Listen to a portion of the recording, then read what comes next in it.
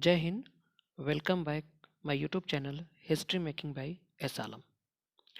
Dear students, today I taught you nationalism in India. At first, I define nationalism. Nationalism means a sense of identity with the nation. Means राष्ट्रवाद राष्ट्र के साथ पहचान की भावना है. कहा कि राष्ट्रवाद राष्ट्र के साथ पहचान की भावना है कि हम अपने देश से कैसे जुड़े हुए हैं. हम ये भी कह सकते हैं कि टू लव आवर कंट्री, अपने देश से प्रेम रखना, अपने देश से स्नेह रखना, देश के प्रति सेक्रीफाई करना. ठीक है, देश के लिए सब कुछ निछावर कर देना, यही तो राष्ट्रवाद है, यही तो राष्ट्रवाद की पहचान है. तो आज हम लोग पढ़ेंगे नेशनलिज्म इन इंडिया कि भारत में राष्ट्रवाद का उदय, भारत में राष्ट्रवाद की पहचान कैसे हुई.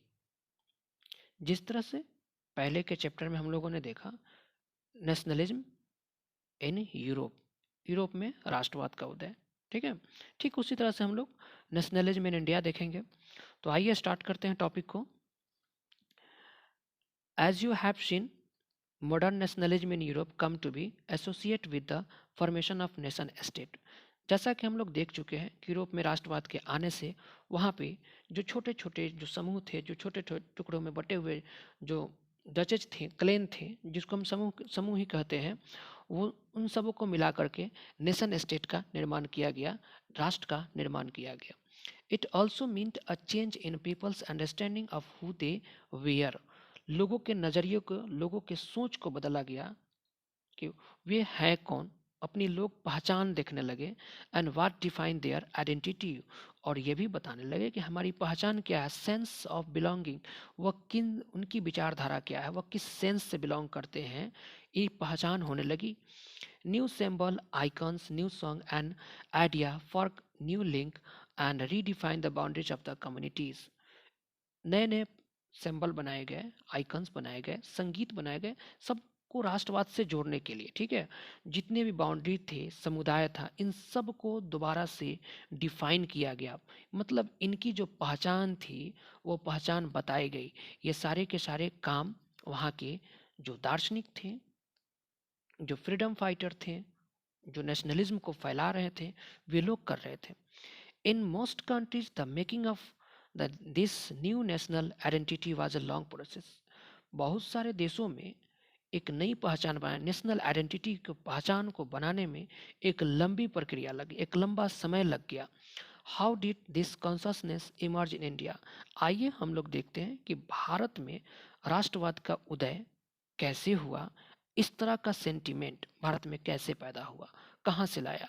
Who bring the nationalism in India, Bharat में राष्ट्रवाद को किसने लाया. ठीक है, ये सारे मन में सवाल होंगे, हम लोग एक एक सवालों का जवाब धीरे धीरे करके आगे बढ़ेंगे. In India and in many other colonies, Bharat और इसके अलावा बहुत सारे जो उपनिवेश थे, the growth of modern nationalism is intimately connected to the anti-colonial movement. कह रहा है कि दूसरे उपनिवेशों की तरह भारत में भी आधुनिक राष्ट्रवाद के उदय की परिघटना उपनिवेशिक विरोधी आंदोलन के साथ गहरे तौर पर जुड़ी हुई थी. जिस तरह से दूसरे देशों में अंग्रेजों ने गुलाम बनाया था वहाँ के लोगों को, लोग अंग्रेजों की नीतियों से परेशान थे, उनका विरोध कर रहे थे. ठीक भारत में भी इस तरह से सेंटिमेंट फैलाए गए थे. भारत के लोग अंग्रेजों की इस नीति से परेशान थे, उनके विरोधी थे, एंटी कॉलोनियल मूवमेंट, इसके लिए आंदोलन चलाया गया. People belong discovering there unity in the process of the their struggle with colonialism. जब उपनिवेशवाद का विरोध हो रहा था, इस समय लोग अपनी अपनी पहचान खोज रहे थे, अपनी ताकत बना रहे थे. जो लोग अपने अंग्रेजों से ग्रसित थे, अंग्रेजों से परेशान थे, वे लोग एक प्लेटफॉर्म पे आ रहे थे, अपनी एक ताकत को बना रहे थे संघर्ष के दौरान. The sense of being oppressed under the colonialism provide a shared bond that tie many difference groups together. जो ग्रुप समुदाय के लोग अंग्रेजों के द्वारा प्रताड़ित किए गए थे, उनके द्वारा टॉर्चर किए गए थे, ये सारे लोग एक दूसरे से मिल रहे थे. टाई अपने आप को बांध रहे थे, एक प्लेटफॉर्म पे आ रहे थे, मजबूती चाह रहे थे कि अंग्रेजों से मिलकर हम लोग संघर्ष करेंगे। But each class and group felt the effect of the colonialism differently and experience were varied। लेकिन जितने भी समुदाय थे, जितने भी ग्रुप के लोग थे, जो लोग इसमें शामिल हो रहे थे, उन सब का अनुभव, सबकी जो विचार था वो अलग अलग था। And their nation of freedom were not always the same. सबका सेंस अलग था कि किस तरह से राष्ट्र को फ्रीडम दिलाया जाए, कैसे आज़ादी मिलेगी, ये अलग अलग तरीके से ये लोग सोच रहे थे। The Congress under the Mahatma Gandhi try to fork the this groups together with in a moment. लेकिन when Mahatma Gandhi return from South Africa in India in 1915, जब महात्मा गांधी साउथ अफ्रीका से भारत में रिटर्न आते हैं 1915 ईस्वी में, तो कांग्रेस के बागडोर को अपने हाथों में संभालते हैं और वह ये कोशिश करते हैं कि इन बिखरे हुए समुदायों को, जो अलग अलग ग्रुपों में हैं, ठीक है, उनको एक साथ कैसे जोड़ा जाए और सबको लेकर के आंदोलन चलाया जाए। But the unity did not emerge without conflict. लेकिन यह जो यूनिटी था बिना कन्फ्लिक्ट का नहीं होने वाला था, इकट्ठा नहीं, इमर्ज नहीं होने वाला था। कन्फ्लिक्ट कहे तो संघर्ष, लड़ाई झगड़े। In earlier textbook, you have read about the growth of nationalism in India up to first decade of the 20th century। ये कर रहा है कि जैसे पहले के बुक में 8 क्लास के बारे में चर्चा कर रहा है कि हम लोग 8 क्लास के बुक में नेशनलिज्म के बारे में पढ़ चुके हैं, जिसमें हम लोगों ने देखे थे स्वदेशी मूवमेंट क्या होता है, बेसिक कंसेप्ट जो था नेशनलिज्म का, उसके बारे में कह रहा है कि हम लोग पढ़ चुके हैं। इसमें हम लोग in this chapter we will pick up the story from the 1920। इस चैप्टर में हम लोग 1920 से लेकर के 1920 से लेकर के 1948 तक, 1948 तक चलेंगे। मतलब पूरा गांधी फेज हम लोग पढ़ेंगे इसमें। And study the non cooperation and civil disobedient movement. इस चैप्टर में हम लोग non cooperation movement, civil disobedient movement, जो कि महात्मा गांधी के द्वारा चलाया गया था। महात्मा गांधी ने नॉन कॉपरेशन मूवमेंट को 1920 में चलाया, सिविल डिसओबीडिएंट मूवमेंट को 1920 से लेकर के 1934 तक चला। ठीक है, we will explore how the Congress sought to develop the nation movement. इसमें हम लोग ये कांग्रेस ने किस तरह से राष्ट्र के निर्माण के लिए डेवलप किया, अपने आप को लोगों को लेकर के कैसे विकसित किया। How different social group participate in the movement. अलग अलग समुदाय के लोग इस मोमेंट में, इस आंदोलन में गांधी जी के कहने पर शामिल हुए। And how nationalism capture the imagination of the people.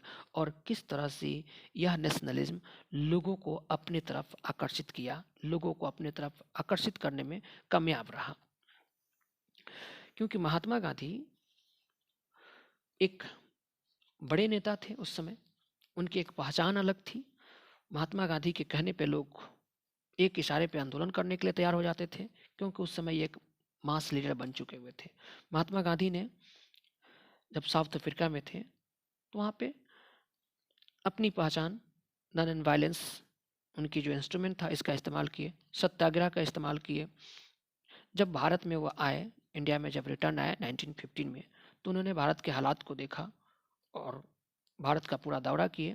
दौरा करने के बाद जायजा लिए, उनको समझ में आया कि यहाँ के लोग बिखरे हुए एक प्लेटफॉर्म पे नहीं है, इनको एक प्लेटफॉर्म पे लाना पड़ेगा, नेशनलिज्म का मतलब समझाना पड़ेगा, एक विचारधारा को देना पड़ेगा, तब लोग एकजुट होकर आएंगे और जब इनकी यूनिटी मिल जाएगी तब यह अंग्रेजों से लड़ सकेंगे। तो ये नेशनलिज्म ने भारतीयों को अपने ओर खींचने में कहाँ तक कामयाब रहा, इसको हम लोग आगे देखेंगे। तो चलिए, अगला टॉपिक हम लोग का है द फर्स्ट वर्ल्ड वॉर, खिलाफत and non cooperation movement. First world war 1914 से लेकर 1918 तक होता है। खिलाफत मूवमेंट 1924 तक चलता है। ठीक है, अब क्यों होता है, इसके पीछे रीज़न क्या है, what was the reason behind it, कारण क्या है, हम लोग एक एक करके देखेंगे।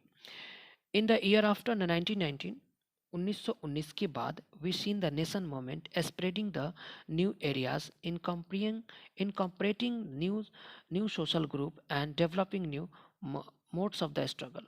1919 के बाद में हम लोग देखते हैं कि देश में किस तरह से आंदोलन फैलते जा रहा है। अलग अलग जगहों पे लोग अंग्रेजों को सहयोग नहीं कर रहे हैं।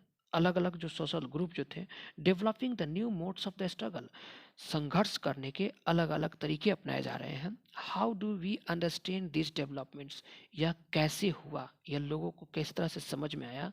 What implication did they have, इसका क्या प्रभाव पड़ा। ठीक है, first of all the war created the new economics and political situation. सबसे पहले तो इस प्रथम फर्स्ट वर्ल्ड वार ने भारत में इकोनॉमिकल एंड पॉलिटिकल सिचुएशन को चेंज कर दिया, परिस्थितियों को बदल दिया। It led to huge increase in defence expenditures which was financed by the war loans and increase tax. सबसे बड़ी बात यह कहा कि जब युद्ध हो रहा था तो उसमें बहुत सारे पैसे, बहुत ह्यूज इंक्रीज द डिफेंस, जितने जो सुरक्षा के लिए जो सामान जो थे बहुत ज़्यादा डिमांड होने लगा, जिससे फाइनेंशियल इशू हो गया। तो अंग्रेजों ने जो टैक्स था उस टैक्स को बढ़ा दिया, क्योंकि इन लोगों ने लोन लिया, युद्ध लड़ने के लिए लोन लिया था। ठीक है, तो टैक्स को बढ़ा दिया जाता है। कस्टम ड्यूटीज वेयर राइज, जो कस्टम ड्यूटीज था उसको भी बढ़ा दिया जाता है। And the income tax introduce, जो इनकम टैक्स है उससे ही परिचित कराया जाता है। Through the war year price increase, यहाँ तक कि युद्ध के दौरान जितने भी खाने पीने के सामान थे उन सामानों के दाम बढ़ा दिए गए। डबलिंग बिटवीन 1913 टू 1918, 1913 से 1918 के बीच में सामानों के दाम दुगने कर दिए गए। Leading to extreme hardship for the common people, यहाँ तक कि आम इंसान के लिए, साधारण लोगों के लिए यह काफ़ी दुखदायक समय था, कष्टदायक समय था। Village where called upon two supply the soldiers, गाँव के लोगों को पकड़ पकड़ के सिपाही बना करके भेजा जा रहा था। And the force to recruitment, जबरदस्ती उनको बहाली की जा रही थी। In rural areas caused widespread anger, जिसके कारण ग्रामीण इलाकों में इस तरह के भावना, इस तरह की जो हरकतें हो रही थी, लोगों को पकड़ करके युद्ध लड़ने के लिए भेजा जा रहा था, तो लोग इससे बहुत ही ज़्यादा गुस्साए हुए थे। देन इन 1918 एंड 1919, 1918 से 1919 में, एंड 1920 टू 1921, 1920 से 1921 में, crops fail in many parts of India, Bharat के अलग अलग क्षेत्रों में, अलग अलग जगहों में 1918 से लेकर 1919 ईस्वी तक और 1920 से लेकर 1921 ईस्वी तक जो फसल था वो फेलियर हो चुका था, मतलब नहीं हुआ था। ठीक है, resulting in acute shortage of the food, जिसका नतीजा यह हुआ कि भोजन के जो फूड्स था इसकी कमी हो गई, supply. This was accompanied by an influenza epidemic, साथ ही साथ एक इन्फ्लुएंजा बीमारी जो था वो भी, उसका भी कहर हो गया। According to the census of 1921, 1921 से 21 का जो सेंसस है, मतलब जनगणना जो है, 12 to 13 million people perished as the result of the famine and epidemic, 12 से 13 मिलियन लोग इस आपदा के कारण मर गए, डेथ कर गए। People hope that their hardship would end after the war, लोग तो यह समझ रहे थे कि युद्ध के बाद हमारी कठिनाइयाँ, हमारी जो तकलीफें हैं खत्म हो जाएगी। ठीक है, but had did not happen, लेकिन ऐसा नहीं हुआ। At this stage a new leader appeared and suggested a new mode of struggle, इस हालात में, ऐसे दौर में एक नए नेता आते हैं जिनकी एक अलग पहचान होती है, एक अलग छवि होती है, और लोगों को संघर्ष करने का एक नया तरीका बताते हैं, एक नया विचारधारा देते हैं। ठीक है, तो आज इतना ही रहने देते हैं, फिर हम लोग अगले एपिसोड में देखेंगे। ठीक है, सो आप लोगों से रिक्वेस्ट है कि अगर वीडियो अच्छा लगा हो तो मेरे चैनल को सब्सक्राइब करें, लाइक करें, कमेंट करें, शेयर करें, और बेल आइकन को भी दबा दें कि हम जो भी वीडियो बनाएं इसका नोटिफिकेशन आपको मिल जाए। ठीक है, और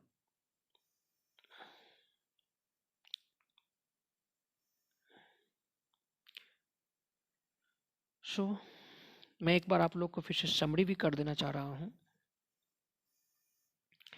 कि जब भारत में राष्ट्रवाद का उदय हुआ, भारत में जब नेशनलिज्म फैलने लगा, तो लोग अपनी अपनी पहचान ढूंढने लगे, अपनी अपनी विचारधाराओं को ढूंढने लगे, अपनी डिमांड रखने लगे। इस राष्ट्रवाद को आगे बढ़ाने में नए आइकन्स, नए सॉन्ग, नई आइडेंटिटी पहचान होने लगी। जो लोग अब तक नहीं जान रहे थे, नहीं समझ पा रहे थे, उनको राष्ट्रवाद के बारे में समझाया गया, एक कंसेप्ट दिया गया, ठीक है। और महात्मा गांधी आते हैं, तो महात्मा गांधी के आने से पूरे नेशनलिज्म को एक अलग तरीके से प्रेजेंट किया जाता है।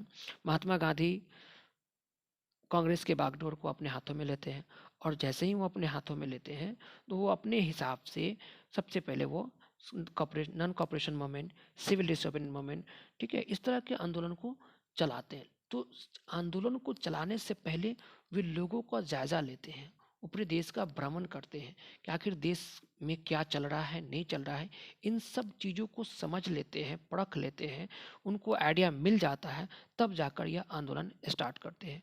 अप्रोक्स इस टॉपिक में इतने बातों को कहा गया है। फिर से हम अगले इसका जो नेक्स्ट टॉपिक है हम अगले वीडियो में आप लोग को प्रेजेंट करेंगे। तब तक के लिए बाय, जय हिंद।